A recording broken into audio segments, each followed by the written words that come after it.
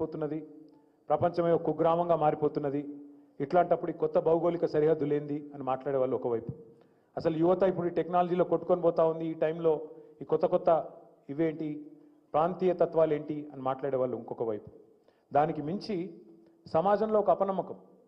తెలంగాణ అనే నినాదం ప్రతిసారి రాజకీయ నాయకులు ఎత్తుకుంటారు, వాళ్ళకేదో పదవి రాకపోతేనో ఇంకోటి రాకపోతేనో ఎత్తుకుంటారు, వాళ్ళకు పదవి చేయగానే సప్పుడే కూకుంటారు, మళ్ళీ పక్కన పాడేస్తారు, జెండాను పక్కన పాడేసి వెళ్ళిపోతారు అనే ఒక అపనమ్మకం.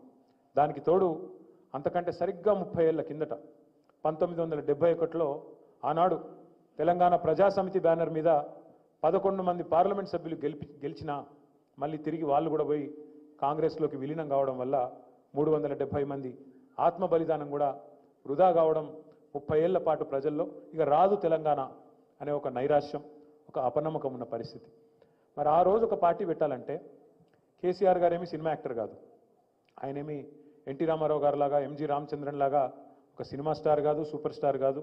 చంద్రశేఖరరావుగా ఆనాడు మంత్రిగా మెదక్ జిల్లాకి రాష్ట్రంలో రాజకీయ వర్గాల్లో సుపరిచితుడైన నాయకుడు కేసీఆర్ గారు. పోనీ ఆయనకి ఏమన్నా కులబలం ఉందా, కులం అనే పునాది ఉందా అంటే అది కూడా లేదు. పోనీ మీడియా అంతా మనకు అండగా ఉందా అంటే మీడియా పవర్ లేదు. పోనీ మజిల్ పవర్ ఉందా, ఏమైనా బాగా దార్కారులు పైల్వాన్లు ఎవరు ఉన్నారా అంటే వాళ్ళు కూడా లేరు. ఇప్పుడంటే కొంతమంది జమైంది కానీ అప్పుడు లేరు. అట్లా మనీ పవర్ లేదు, మజిల్ పవర్ లేదు, మీడియా పవర్ లేదు, కులబలం లేదు. అసలు ఈ సమాజంలోనే ఒక అపనమ్మకం. తెలంగాణ వస్తుందంటే నమ్మేటోడు లేడు, అసలు అవసరమానేటోళ్ళు ఎక్కువ తప్ప తెలంగాణ రావాలని బలంగా కోరిక ఉన్నా ఇప్పుడు అవుతుందా అనే ఒక అపనమ్మకం. అట్లాంటి పరిస్థితి మొత్తం సమాజంలో. అసలు రాజకీయ వ్యవస్థ అంటేనే, రాజకీయ నాయకులు అంటేనే వీళ్ళంతా కూడా కేవలం మనల్ని వాడుకుంటారు, పక్కన పెడతారు అనే ఒక పరిస్థితి. మరి అట్లాంటి పరిస్థితుల్లో కాంగ్రెస్ను, టీడీపీని, బీజేపీని తట్టుకొని ఒక పార్టీ పుట్టాలి అంటే, మరి ఆ పార్టీ మళ్ళీ తిరిగి అనుకున్న లక్ష్యాన్ని సాధించాలి అంటే ఎంత కష్టమో, ఎంత మరి గమ్యం తెలియని ప్రయాణమో ఒక్కసారి మీరు దయచేసి ఊహించుకోవాల్సిందిగా నేను కోరుతా ఉన్నాను. చిన్న మాట కాదు. సరిగ్గా 47 ఏళ్ల వయసు కేసీఆర్ గారు పార్టీ పెట్టినప్పుడు వారికి 45వ ఏట స్టార్ట్ అయింది చర్చలు, 47వ ఏట పార్టీ పుట్టింది. 47 ఏళ్ళు అంటే రాజకీయ నాయకుడికి అప్పుడప్పుడే టేక్ ఆఫ్ టైం, అప్పుడప్పుడు ఎమ్మెల్యే అయ్యి స్థిరపడి మంత్రి అయ్యి ఇక భవిష్యత్తులో సుకూన్గా బతికే టైము 47 నుంచి 60 ఏళ్ళు. కానీ ఆ టైంలో ఒక కొత్త ప్రయోగం చేయాలి, ప్రజల కోసం నడుం బిగించాలి, నేను ఎట్లన్నా చేసి ముందడబడాలి, ఒక లక్ష్యం పెట్టుకోవాలి జీవితానికంటే అది మామూలు సాహసం కాదు. ఒక యోధుడు, ఒక దృఢమైన సంకల్పం కలిగిన వాడు, దైవబలం కలిగిన వాడు, అట్లాంటి నాయకుడికి మాత్రమే ఇది సాధ్యమవుతుంది తప్ప సామాన్యులతో మాత్రం కాదు అనే మాట కూడా నేను గుర్తు చేస్తా ఉన్నాను.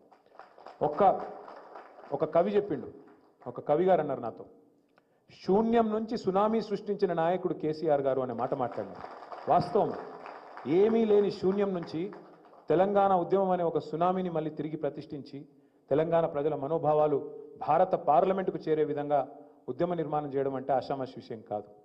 ఇంకో కవి గారు చాలా కవితాత్మకంగా చెప్పినారు, ఇక్కడ తెలంగాణ తల్లి బొమ్మ ఉన్నది, ఈ తెలంగాణ తల్లిని ప్రతిష్ఠించిన రోజు, తెలంగాణ సాధించిన రోజు కేసీఆర్ గారి గురించి మాట్లాడుతూ గోరేటెంకన గారే అనుకుంటా బహుశా, వారు అన్న మాట ఏంటంటే తల్లికి జన్మనిచ్చిన తనయురితడు అన్నాడు.